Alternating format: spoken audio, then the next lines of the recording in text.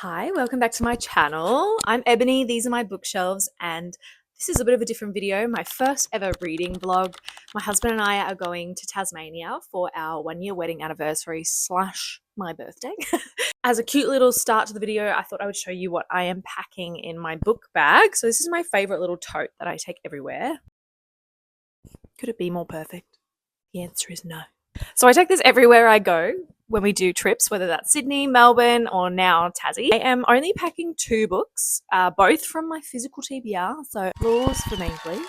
Of course, I'm also taking my Kindle. So I have started another Lorith Ann White book because I love her. I'm obsessed with her. And so I have started The Maid's Diary on Kindle Unlimited. I have also started The Woman in the Dark by Vanessa Savage. This one I've had on my bookshelf for like 5 or 6 years, so it's about time I read this. I thought I would take it with me.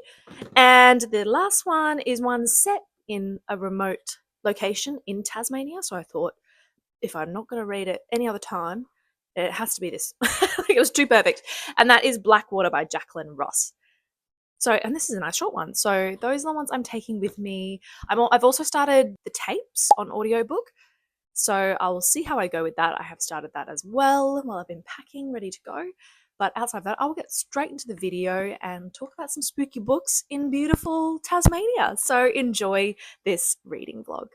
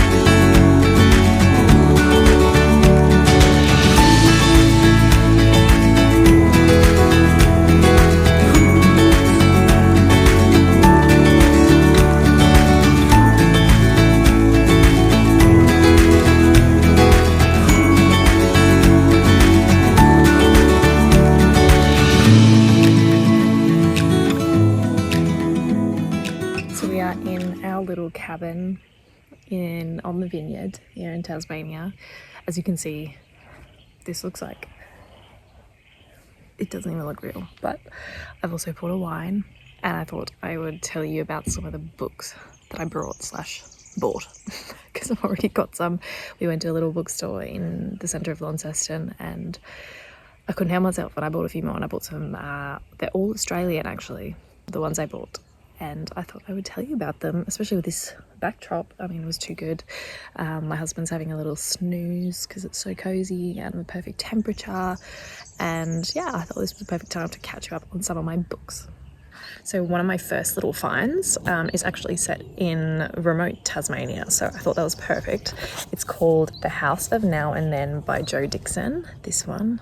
I'm only going to hold it up for a second because you've got to see the backdrop. So I've got this one.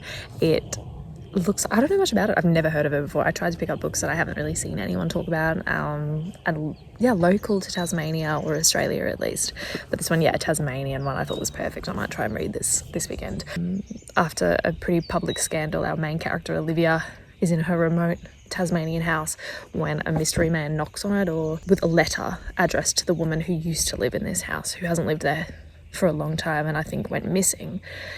And he has this letter, and it was from his father who has recently died. And so he's trying to give this letter, and it looks like we might have dual timelines, trying to uncover the mystery of whatever happened to that woman and like the connection between his father and this woman. So that's all I know. Sounds really fun. Yeah. A Lonely House, A Missing Boy, A Long-Held Secret.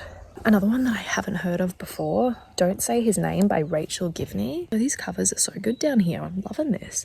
Set on an Australian beach. Beautiful. Might be a good summer one for later down the track. It sounds like part like urban legend, spooky dooky, and crime police procedural. And I was like, that's ticking all my boxes. Plus, look how short this is. Like, this isn't a long book at all. Don't say his name, don't say it thrice. What happens next? It won't be nice. Tall Harry, tall Harry, tall Harry. People being found killed and attributing it to this urban legend, and then a detective and stuff. So yeah, that one sounds really cool. I was very good and limited myself to 3 books at this bookstore. There was lots I could have bought. But the other one, another Australian one, is called Lyrebird by Jane Caro.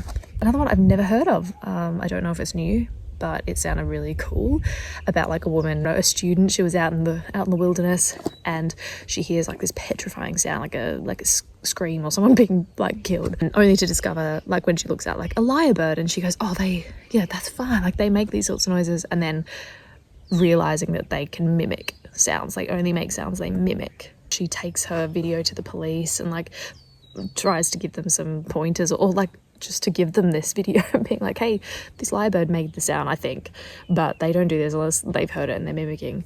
No body, there's no missing persons report, there's nothing. And so like, what are they going to do? 20 years later, a body's unearthed just where Jessica said it would be. And so, yeah, part murder mystery, obviously. But also I loved that. It's so unique. That plot, I think, is a really unique way of using nature as well. Like I said, another Australian author. Let me check. I think so. Anyway, those were the 3 that I bought at the little bookstore, which you would have seen. I took a little bit of videoing. I was actually so busy too. I didn't want to film too much, but I tried to a little bit. And the books that I've brought down with me, which I was like, I'm only bringing 2 books and my Kindle, and I'm going to be really good, but here we are. This is one I have had on my shelf for a good 6 years. It's called The Woman in the Dark by Vanessa Savage. Secondhand at the Lifeline Book Fest 2019, or I think it was 2019. So I've had it for a long time, and even then it was a 5-year-old, like it was already 5 years old, this book. Like so far I've read a couple of chapters on this couple who life's always been pretty easy for them. They've got 2 teenagers, but our main character's mum recently died and she had like a full breakdown essentially, and it's been 6 months of her getting back on her feet. And then Patrick, the husband, his childhood home goes up for sale for the first time in like 15, 20 years or something. And he's like, we need a fresh start, so maybe this is it. I've always wanted to live there. And he's trying to convince her, like, this could be good for you, good for the kids who are going to their shells as teenagers. And, you know, they want to see their mother happy, blah, blah, blah. But she's really reluctant because it, 15 years ago, was the site of a brutal murder of a whole family, and so it became known as the murder house. And so that's like all I know. I think they're just about to move in where I'm up to in the story, And yes, I think it's going to get a bit spooky and creepy, and I love it. And I love this, like, the longer they live in their dream home, the more different her loving husband becomes. What if the stranger is your husband? So that's a good vibe for being on a remote cabin with my husband. And the last one I bought is Blackwater by Jacqueline Ross. This one is similar in vein to the other one. It's set in Tasmania as well, this one. And going to her husband's childhood home. House is in disrepair, and house has like a dark history. Like, she doesn't recognise her partner when they get there, and like she's pregnant as well. And because it was set in Tassie, I thought it a perfect one to bring down. And like I said, it's like one of those typical ones, like a pregnant girl going to like her partner's house, meeting family, and things aren't right, and there's secrets, and she's getting like her paranoia and isolation. And so that's a little reading or book update, I should say. It's gonna chill out, have a really cozy night in, read books, and I'll give you another reading update when I actually get through something and pick, now that I've made it more difficult for myself by adding more books. I'll talk to you soon.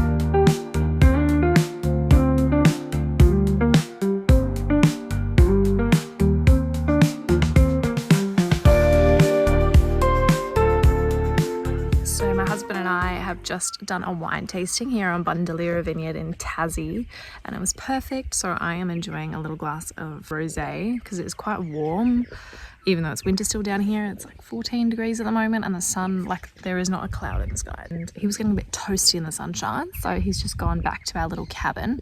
And while he was gone, I thought I would give you a little reading update.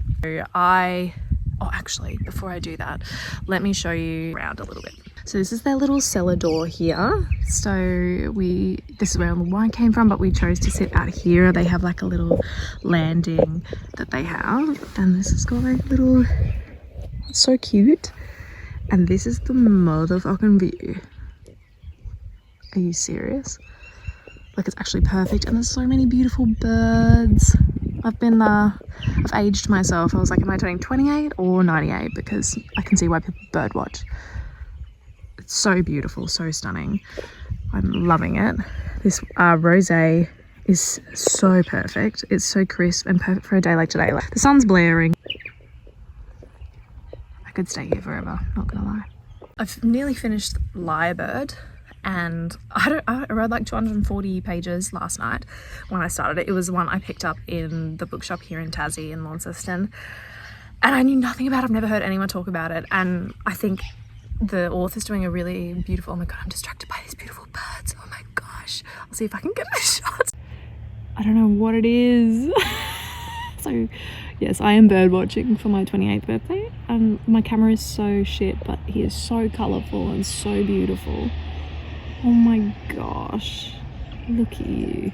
I've seen so much beautiful nature and I'm loving it. Every half an hour I'm like, I want to see an animal, and the world is giving me that.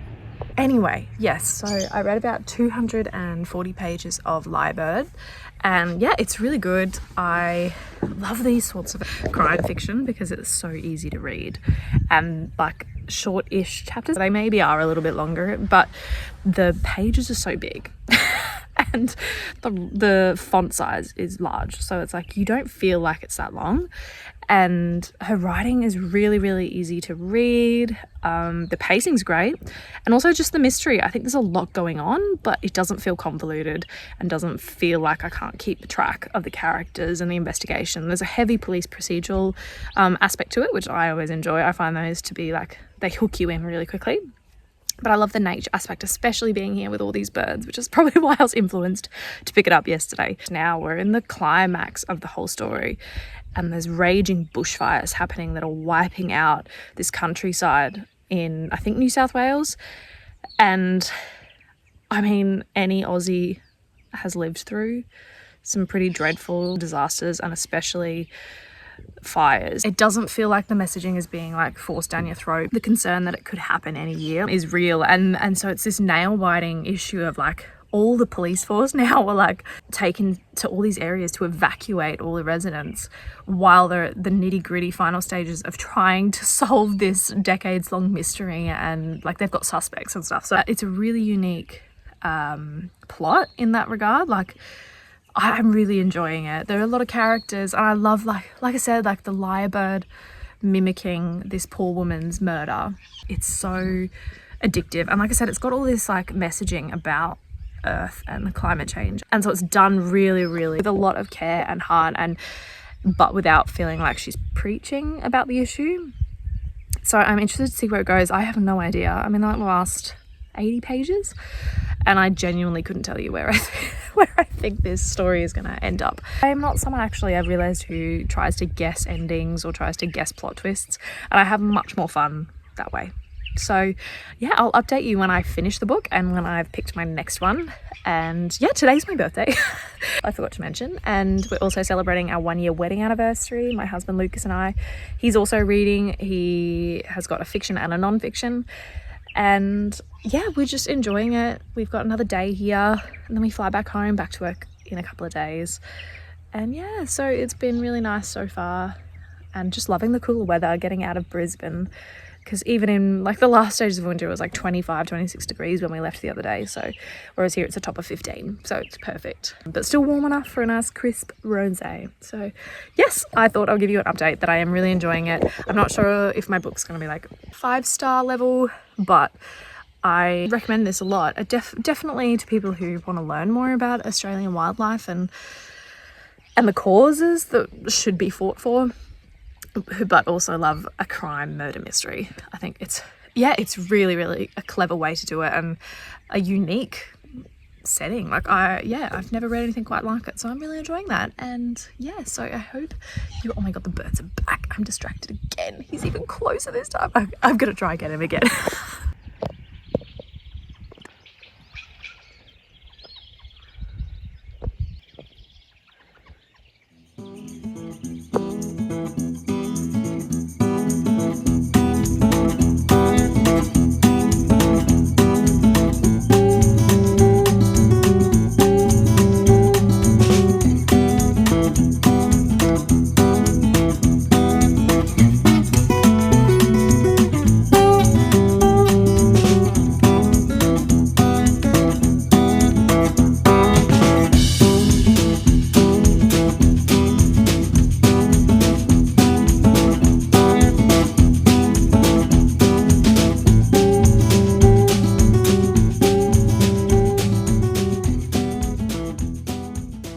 Finished Lyrebird by Jane Caro. I thought I would give you a quick reading update.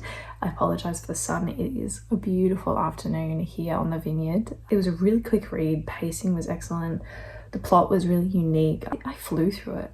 I thought her writing was really good. The messaging was great. With climate change as a cause everyone should get behind, and I think this was done in a really clever way to get you thinking about it, using a thriller crime mystery with climate change as like the backdrop is a really, really unique way to write. I thought it was really great. 360 pages, so I'm surprised I got through it as quickly as I did. I think if you like a police procedural, if you like nature, there is some heavy themes around human trafficking. I think this was done in a really careful way. I think the research Jane did, I read in her acknowledgements, was well thought out and deliberate. And she chose activists both in the LGBTQI plus segments as well as disability, like the actual mystery of the case, like the heart of it. Like I wanted a little bit more maybe of the nature and like the lyrebird itself. Like it started really strong with that scene. The first scene in the whole book is our PhD student 20 years ago capturing the sound of this lyrebird, mimicking a woman's last moments, and in Spanish she's yelling, "Help me, help me." But it came up occasionally and like throughout it all, but like there wasn't enough. I wanted more of it. I wanted more of this amazing animal, and the creepiness of hearing that, like I wanted to, I don't know, I wanted a bit more. That's probably the horror lover in me, wanting a little bit more under my skin, being in like a desolate, isolated rainforest kind of feeling. The imagery and sense of place was perfect. It was imagined and realized in a very nice way. Like you really can put yourself in this, and you don't have to be Australian to enjoy this. And imagine dealing with like trying to solve a serial killer case amongst like a bushfire. The conclusion, I did lose it a little bit. There was so much going on with the bushfires and the investigation, and I don't know, I just had a bit of trouble and occasionally forgot some of the characters and all sorts of stuff, but I did enjoy it a lot. I am giving this 4 stars, I think. For now, I will ruminate on it a little bit more, but I think it was written with such depth and care. I will read more from Jane. I love it. I really enjoyed it. I think it was such a unique device using the lyrebird to catapult this whole missing person, decades-long mystery. Scary to think of that this is definitely still happening to women or people. It was gritty and there was a lot in it, so I had a lot to enjoy as a crime reader. Specifically, I would say for this, less of thriller horror. This is definitely more crime, police procedural with that nature aspect to it. So very clever. 4 stars.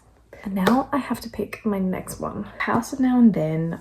I don't know, like I do really want to read this. I'm looking forward to it, but over 400 pages and we leave tomorrow, so I'm like, I think I might leave this for another time when I'm at home. I'd say his name. I think this could be really fun, and it's a similar kind of style. Like I love this sort of size, like they're so easy to read, these books. So I'm leaning towards this one. Blackwater, and it's in Tasmania. I don't know, this one looks really short, like 250 pages. I think I'm gonna read Blackwater because it is set here and that will be a bit of fun, and it's a bit shorter, so maybe I can smash this one out before we leave because it'd be good to read 2 books while we're away. We're gonna keep reading and drinking wine and enjoy the beautiful weather as the sun sets this afternoon. Catch you in my next reading update. Bye.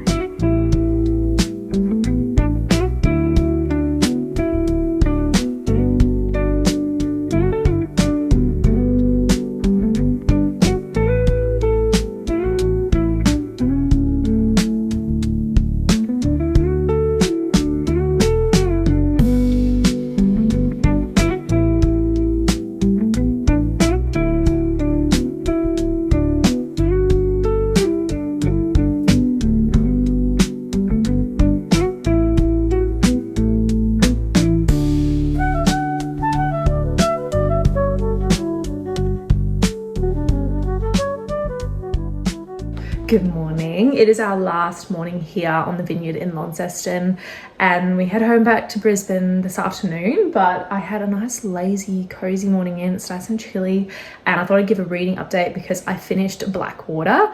Started this one last night, absolutely flew through it.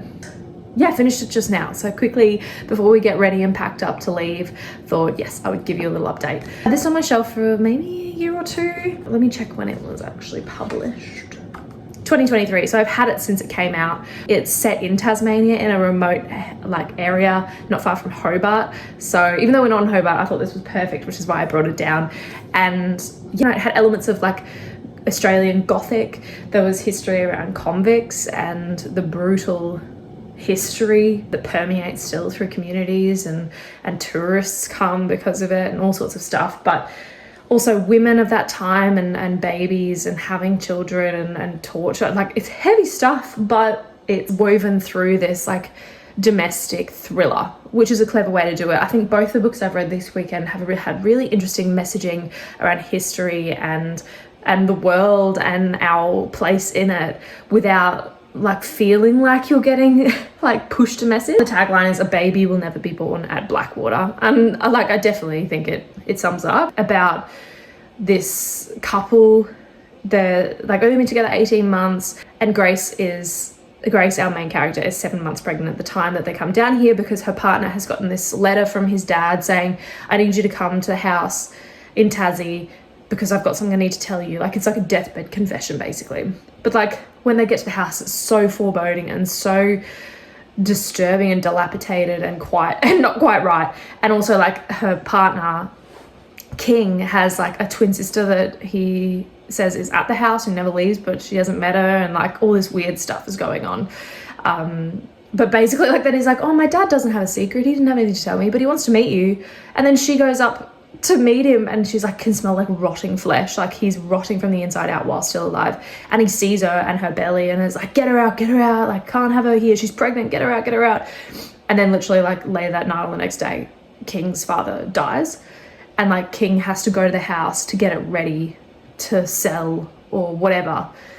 And we meet the twin sister, and like there's some real spooky dooky shit going on with these two as twins, and this house that has like quite a gross history which I won't tell you much about because it's quite a big part of this story.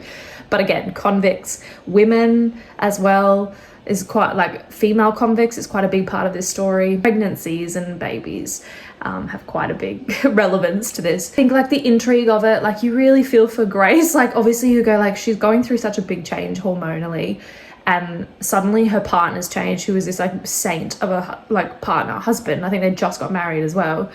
And like as soon as he's at the property, his house that he grew up in, he goes wacko, and he's scratching himself, and he's like not showering, and he's being weird and gaslighting her, and the relationship between him and Ruth, like the twin sister, is super weird and gross. It culminated in a pretty fast-paced conclusion. I do think it felt a little bit rushed, like so fast-paced, but it is just like a standard kind of like woman feeling gaslit and trying to figure out her husband's secrets because he's changed since they came back to his childhood house. Like I don't think that's a new premise for this sort of thriller, but it is woven in with this dark history of Australia and Tasmania really well. I don't know, like I didn't love it. I thought it was quite cheesy, like what the author did with Ruth in the end, like the recluse who still is like living in this house and is kind of possessed and haunted by this history, and I don't know, it became a bit like I don't know how to explain it, but I didn't love it. It was a little bit like on the nose. It felt a little bit cheesy and predictable, I suppose, and then it just kind of like ends. But I did like that last little 2 pages was really a bit creepy and continues that bloodline, I suppose, from his family. So I don't want to say anything more than that. Like I did enjoy that, like this little nursery rhyme thing that is connected to the history of this house, in the Blackwater house. I thought it was really good, very fast paced, easy to read, like 260 pages. These sorts of copies, like I think I've said this a few times, like Australian books are so perfect. Like look at this. It's like easy to read, short chapters, and it's thin. Like I don't know, they're so perfect for these sorts of getaways, and they're easy to travel with. Like you can slip this into your little bag and it's perfect. So I'm glad I did actually read this one off my physical TBR already. Like this isn't one I bought while we've been down here. I'm really happy that I did it, and I read 2 books. That was my goal, and both Australian authors, which I always love.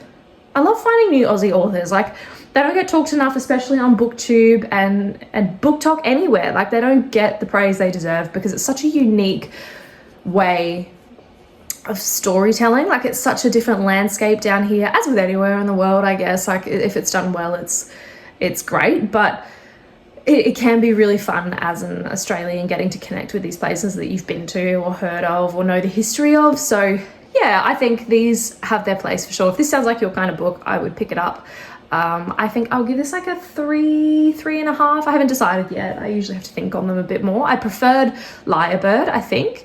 I much prefer like a police procedural than like the domestic thing, but this one wasn't so heavily focused on the relationship, which is why I have such a problem with it. If you've watched any of my other videos, you know I don't love a domestic psychological thriller. This had that, but there was still love, and there was none of that.